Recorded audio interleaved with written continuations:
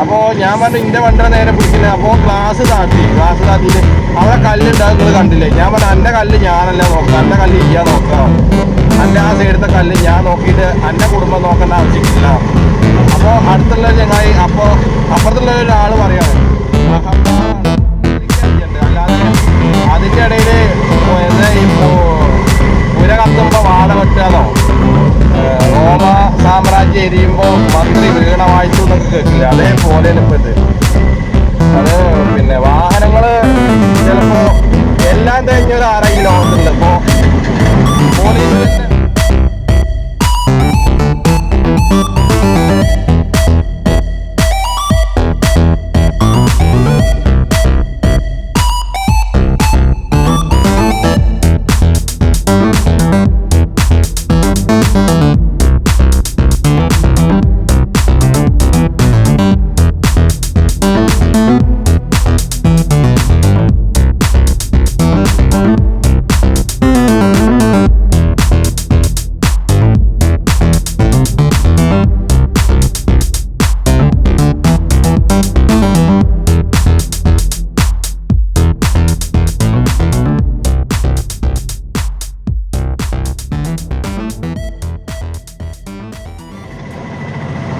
അപ്പോൾ സുഹൃത്തുക്കളെ, ഞാനിപ്പോൾ കരിമ്പയിലാണ്.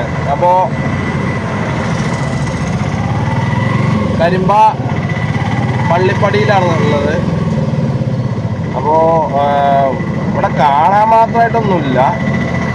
നമ്മുടെ പാലക്കാട് കോഴിക്കോട് ഹൈവേ തന്നെയാണ്. പിന്നെ നമ്മൾ ഇവിടുന്ന് അങ്ങോട്ട് കുറച്ച് അങ്ങോട്ട് പോയാൽ പനയമ്പാടം അപകടം നടന്ന സ്ഥലം കൂടി കേട്ടോ.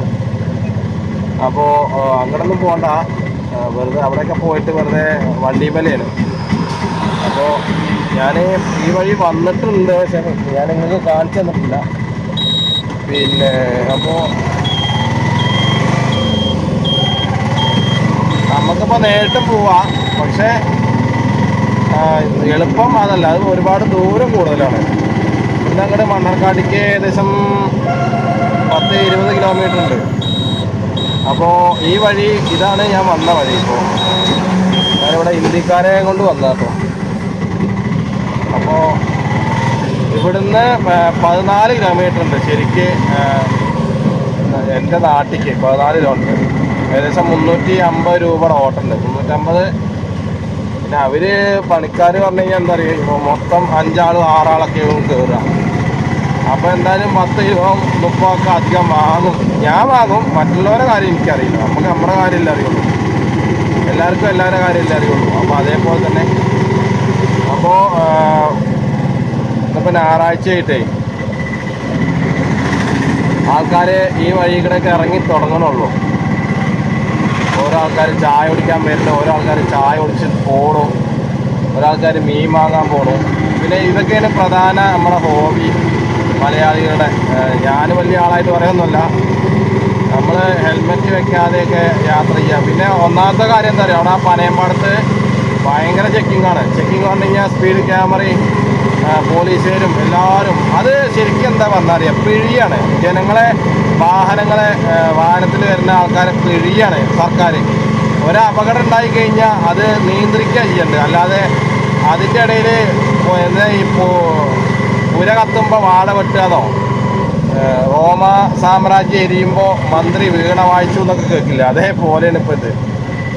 അത് പിന്നെ വാഹനങ്ങൾ ചിലപ്പോൾ എല്ലാം കഴിഞ്ഞൊരു 6 കിലോമീറ്ററിൽ. ഇപ്പോൾ പോലീസിൽ തന്നെ ഉണ്ടോ, ഇല്ലെങ്കിൽ ട്രാഫിക്കിൽ തന്നെ ഉണ്ടോ, ഇല്ലെങ്കിൽ പിന്നെ മുഖ്യമന്ത്രിയുടെ ആ സഭയിലുണ്ടോ എല്ലാം തികഞ്ഞ ആൾക്കാർ.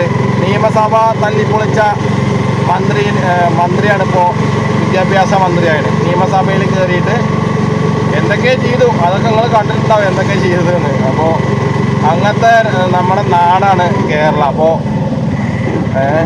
പിന്നെ പുര കത്തുമ്പോൾ കഴുക്കൊലൂരുക എന്ന് പറയില്ലേ, എന്താ പള്ളി. ഇവിടെ വെയിലിങ്ങനെ ഉദിച്ച് വരുന്നുള്ളൂ. അപ്പോൾ ഇപ്പോൾ 2 ദിവസമായിട്ട് നല്ല എന്താ പറയുക, നല്ല വെയിലുള്ള ദിവസമാണ്.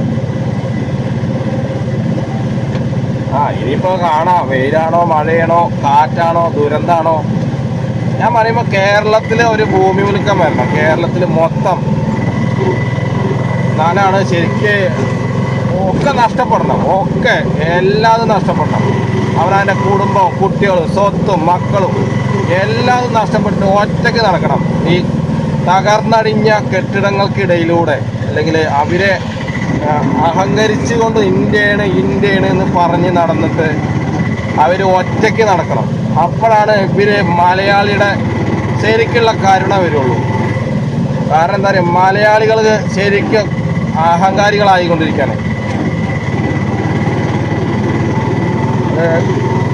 അപ്പോൾ ആ കരിമ്പ അവിടുന്ന് ആ തിരികിനടുത്തുനിന്നൊരു കാറുകാരൻ വന്നിട്ട് ഓന് സൈഡ് ഉണ്ട് കേട്ടോ. ഞാൻ രാവിലെ തന്നെ ഇനി ഇത് പറയാമെന്ന് പറയരുത്.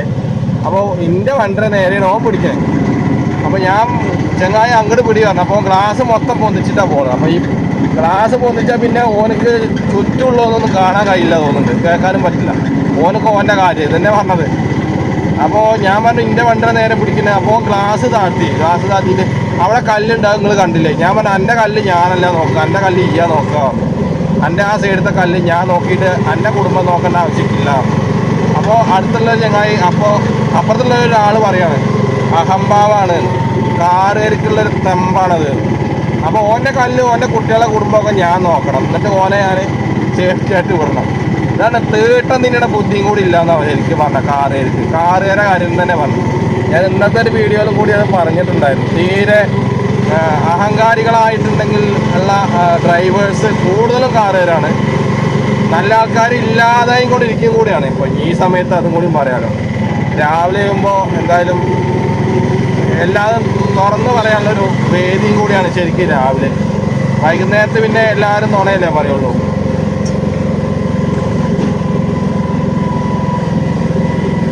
ഇവിടെ പ്രകൃതി രമണീയമായ കാര്യങ്ങൾ കുറച്ച് അപ്പുറത്താണ്. അതിപ്പോൾ ഈ വഴിയിലില്ല, അപ്പുറത്തെ റോഡിലുണ്ട്. അത് പോകുമ്പോൾ കാണിച്ചു തരാൻ പറ്റില്ല എന്നല്ല, പക്ഷേ പാലം. പിന്നെ ഇതാ ഇവിടെ പിന്നെ ഒരു ആകാശപ്പറവകൾ തൃത്വാശ്രമം എന്നുണ്ട്, നവചേതന സർവീസ് സൊസൈറ്റി, കുനിയങ്കോട് പറഞ്ഞ സ്ഥലം കേട്ടോ, പാലക്കാട്. അപ്പോൾ ഞാനിവിടെ വന്നിട്ടുണ്ടായിരുന്നു. ഞാൻ ഇവിടെ ഒരിക്കലും വന്നിട്ടുണ്ടായിരുന്നുണ്ടോ, അതിൻ്റെ ഉള്ളിലത്തെ വീഡിയോ ഒന്നും ഞാൻ എടുത്തിട്ടില്ല, കാരണം ഇപ്പോഴല്ല കുറേ മുന്നേ. അപ്പോൾ അവിടെ അതായത് ബുദ്ധിക്ക് സ്ഥിരമില്ലാത്തവർ, കാല് കൊണ്ട് വയ്യാത്തവർ, മറ്റേ നമ്മുടെ വീട്ടിൽ നിന്ന് ഒഴിവാക്കിയവരാണ് അത് അധികം കൂടുതൽ. കുറേ വയസ്സായവരുണ്ട്, മാതാപിതാക്കളായിട്ടുള്ള ആൾക്കാരും ഉണ്ട് കേട്ടോ. അതായത് അവർക്ക് ഈ അവിടെ ഞാൻ ചോദിച്ചു ഇതെന്താണ് പിന്നെ ഇതിങ്ങനെ സംഭവം എന്ന് വെച്ചപ്പോൾ മക്കൾ കൊടുത്തിട്ട് ഒഴിവാക്കിയ കൂടുതൽ പേരും പിന്നെ അവരാണ് പറഞ്ഞത്. മക്കൾ വയസ്സായവരന്നെ അധികം, പിന്നെ ഈ ചെറിയ ബുദ്ധി സ്ഥിരത ഇല്ലാത്ത, നിങ്ങൾ കണ്ടിട്ടുണ്ടാവും ഏകദേശമൊക്കെയാണ്, ചിലപ്പോൾ നിങ്ങളും കാണുന്നവരും അനുഭവമുള്ളവരുണ്ടാവും. അങ്ങനത്തെ ആൾക്കാരാണ്. കാരണം അവർക്ക് മറ്റുള്ളവരുടെ ഇടയിൽ പ്രായമായവരെ, അതേപോലെ തന്നെ എന്താ പറയുക, ബുദ്ധിക്ക് സ്ഥിരമില്ലാത്തവരെയൊന്നും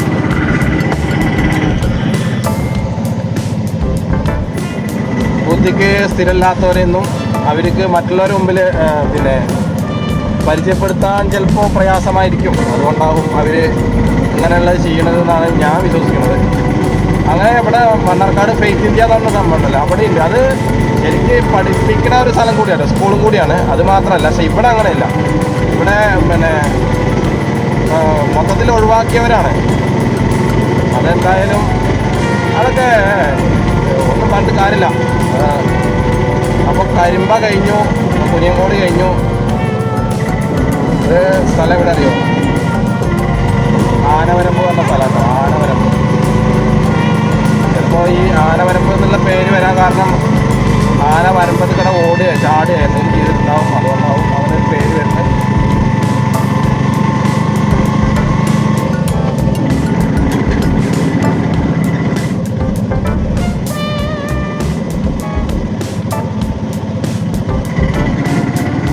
കാര്യമായിട്ട് വളവ് തന്നെ ഉള്ളൂ, വളവും തിരിവും തന്നെ ഉള്ളൂ.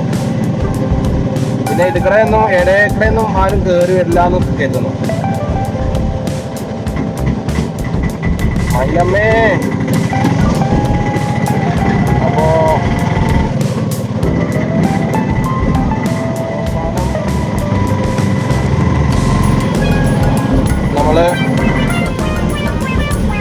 ഏകദേശം എത്താറായിട്ടോ. അപ്പോൾ ഇവിടെ ഒരു ക്ഷേത്രമുണ്ട്, ഭയങ്കര ആഘോഷമായിട്ട് നടക്കുന്ന ഒരു അമ്പലം കൂടിയാണ് കേട്ടത്. ശ്രീ കുറുമ്പ ഭഗവതി ക്ഷേത്രം എന്നാണ് കാണാൻ. അല്ലല്ല പോകില്ല.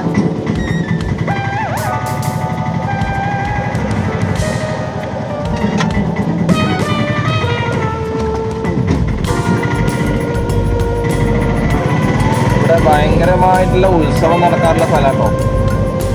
ഞാൻ വന്നിട്ടൊന്ന് തൊഴുകണം, എന്നാലേ ശരിയാവുള്ളൂ. അതുമല്ല അത് വന്നിട്ട് അങ്ങനെ പോകും.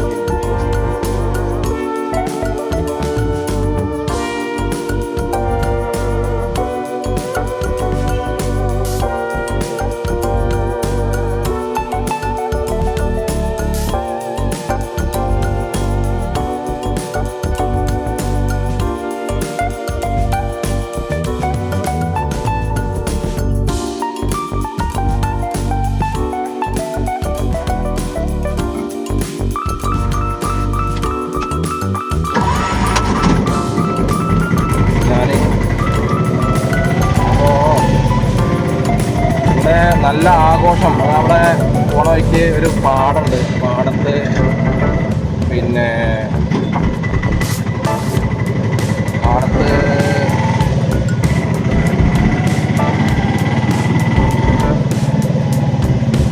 ഇവിടെ നെല്ല് കൊയ്യുന്നുണ്ട് കേട്ടോ.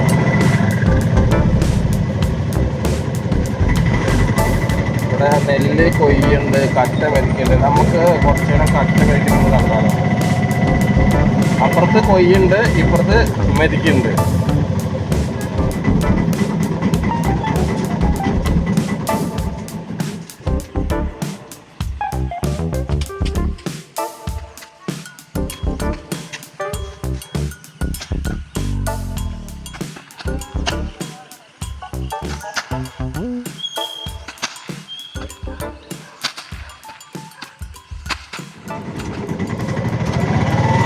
അപ്പോൾ അവിടെ മെല്ലെ കഴിച്ചിലായി. ഞാൻ കണ്ടത്തിൻ്റെ നടുവിൽ അവിടെ മെതിച്ചുകൊണ്ടേ ഇരിക്കുക. അപ്പുറത്ത് വേറെ കുറേ ആൾക്കാർ കൊയ്യനുണ്ട്. മെതിക്കണോ കൊയ്യണോ മെതിക്കണോ. പിന്നെ അത് വൈക്കോലായിട്ട് പോകും. ഇപ്പോൾ വൈക്കോലിനൊക്കെ നല്ല വിലയാണ്. ഒരു ബണ്ടലോ ഒരു കിൻഡലോ അങ്ങനെ എന്തൊക്കെ റൗണ്ടോ 500-700 രൂപ വരെ ഉണ്ട്.